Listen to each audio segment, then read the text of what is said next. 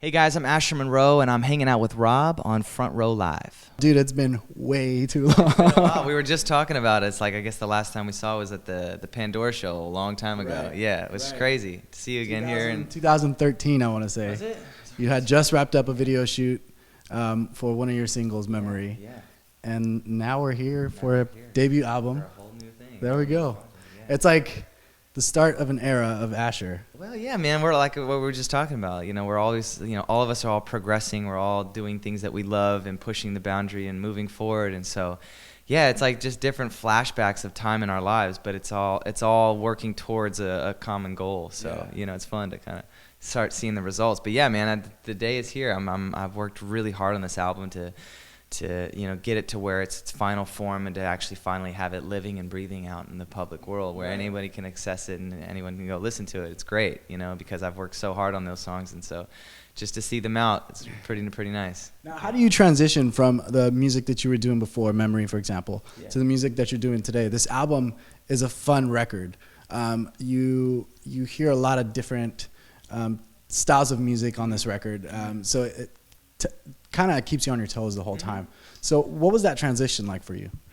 Well, you mean the transition from the project I was doing before to now? To now, yeah. Well, yeah, the transition has definitely felt like an involvement. Like every project I've done, whether it being the first time I was signed to a major label to, doing the 12-song EP with Chris Brown and their team, and then stepping out of that and trying to find my own sound, it's all been like working, like I said, towards this I guess dream of mine. It's like, so we don't always know when you start in music exactly, because I grew up listening to so many different types of styles of music. And you could tell on the record. Yeah, and that's, I think, and like one thing I did try to do was still somewhat make the album sound cohesive and like it's together. But yeah, this was like the last 4, maybe even 5. Maybe there's like 1 or 2 songs on there that are that old, that I've just been sitting in my library waiting for something to happen to it. But I loved it so much. I should have either released it when I did. I loved it so much, but I always thought there was going to be some big grand plan. And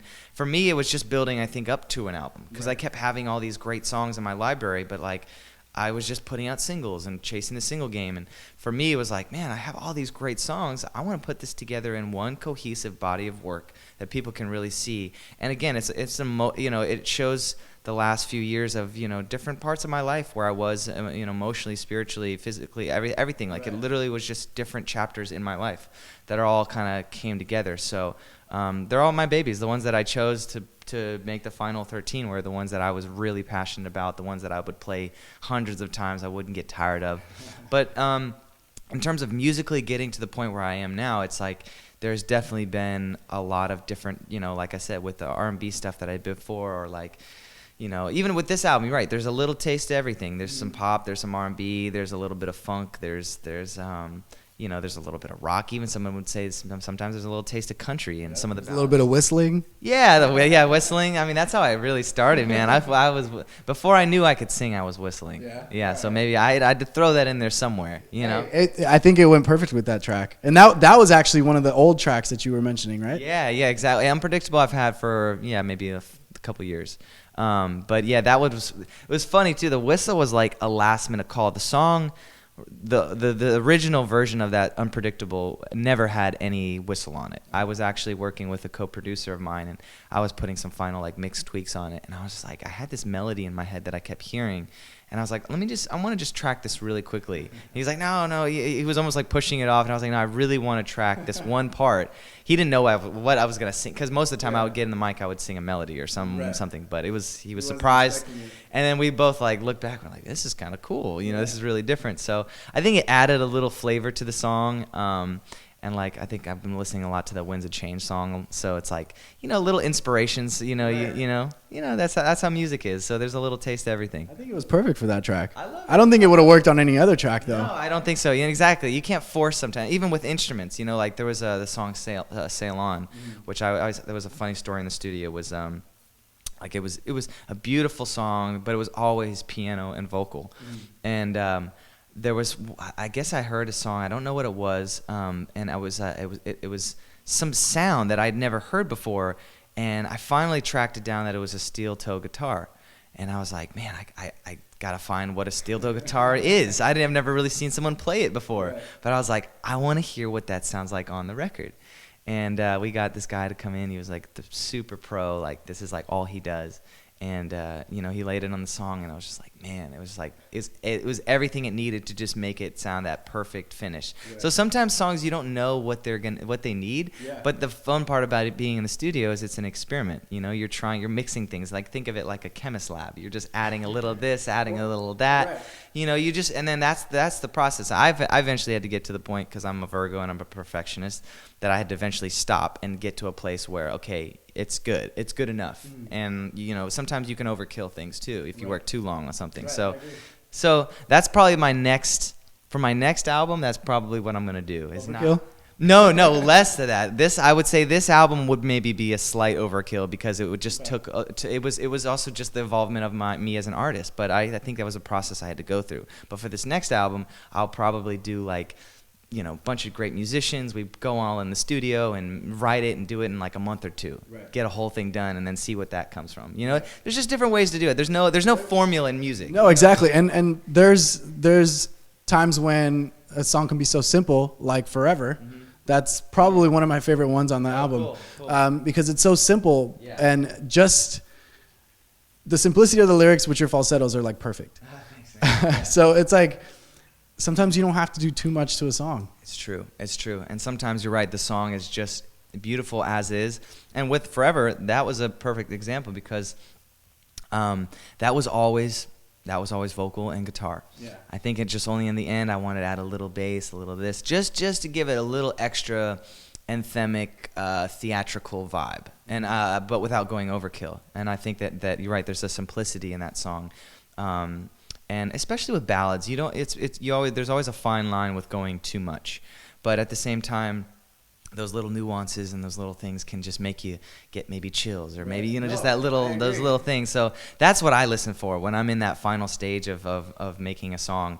It's just those extra little things that maybe certain somebody wouldn't pay attention to, or that small detail. But I'm very detail oriented with everything I do, and so I'm very much like just meticulous, and I like to, you know, but I love it. I'm proud of all 13, of where their journey and what the final version is, and I'm hoping that the fans out there will see that and they'll hear it. You know, at the end of the day, music is a sensation, it's a feeling, you know, and at the end of the day, I just want people to feel something and feel good, feel bad, feel an emotion, capture something, you know. And like I said, with this record, there's so many different emotions.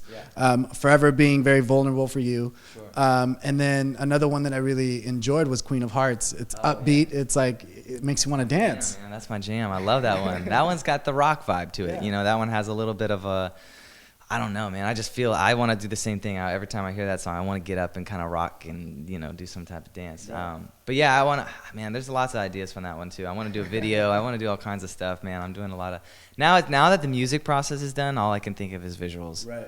All I think of is like, man, how do I, you know, I want to capture all that as well too. I'm doing that now. I'm actually shooting a few videos, so that should be the next process. Right now is just to get the music out, let people kind of settle and get used to it and hear it. But yeah, I'm gonna be shooting a couple videos here soon. So yeah. Now, let's talk a little bit about Animal, the second track on that record. There's a feature in there. Unless you change your voice and you just really can't tell. Yeah, really low baritone on there on the bridge. Yeah, pull my inner gangster out. We did this funny video. You can look it up. Actually, our friends are staying with us now, Neil Patrick Harris. And it was Neil Patrick Harris and Problem, the rapper, for a Neuro spot that we were doing. And he was like the surprise rapper that come out. You have to go see it. It's called Sleep with Neil Patrick Harris. The video online. You got to go check it out. It's really funny. And Problem comes out of nowhere, like under this bed, and all the smoke kind of like comes out, and he just like nailed it so much. And I'd heard, I think he had like, it was called Like What was one of his big, Power 106 was playing it. Everybody was like on it. It was doing remixes with everybody. Right. At the time, that song was really big, and I think I had him just like, I just texted him like randomly like, hey, come to the studio, check it out. And I think that's the cool thing about collaborations is sometimes they're so organic. And I just invited him to the crib and I said, hey, come check out this song. And he was like, now that is he literally, I remember him saying, now that's a vibe.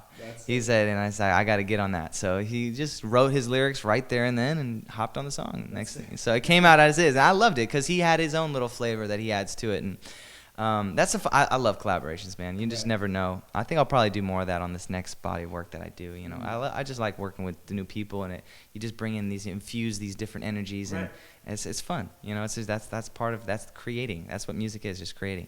You know. Now in the past, like you've done collaborations with and co-writes. Chris Brown, Sean Kingston, and Ryan Tedder. So when you're in the studio with someone like that has that crazy experience, what did you get out of it? Like how did that benefit you on this record?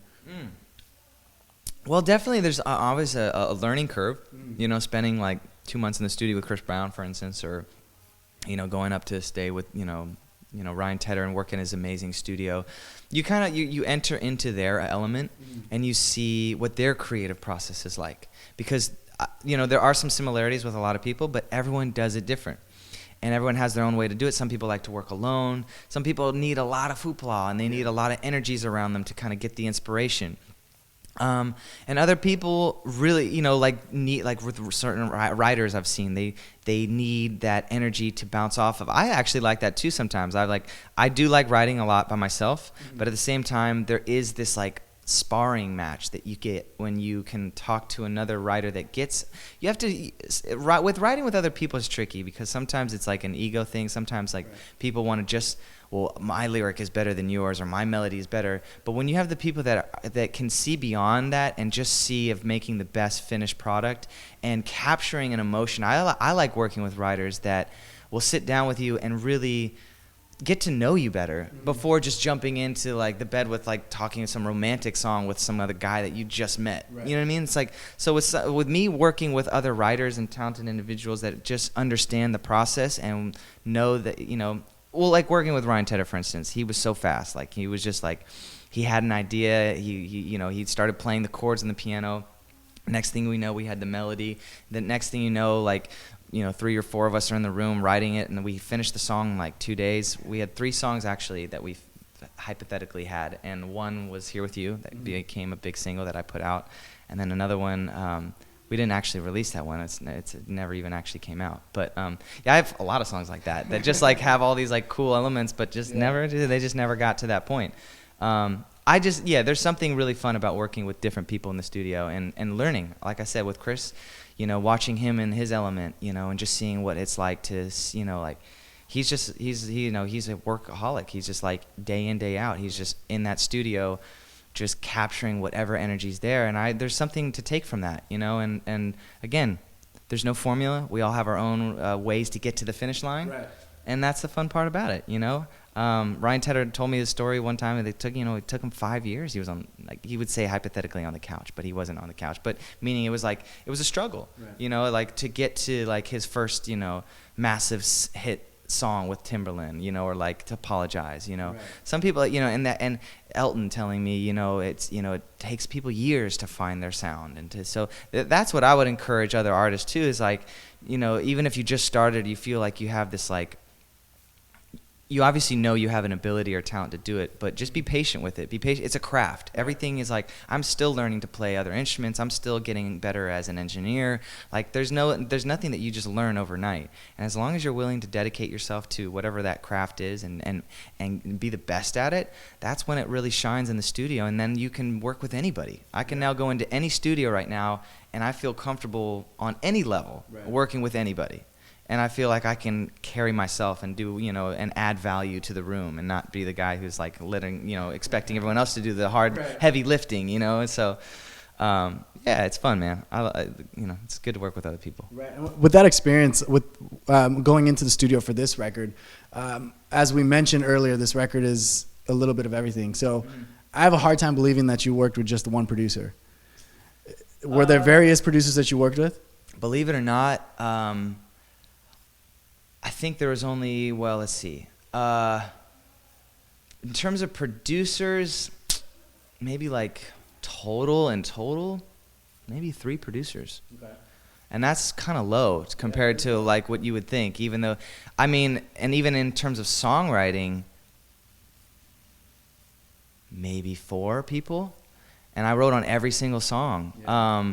You know, and this is over the last few years. So I'm not really the type who's shopping around to like, different producers. Like I kind of when I find somebody I work really well with. Now again, I worked with a lot of different musicians. Yeah. I love that. That's really more the production element that I like adding in.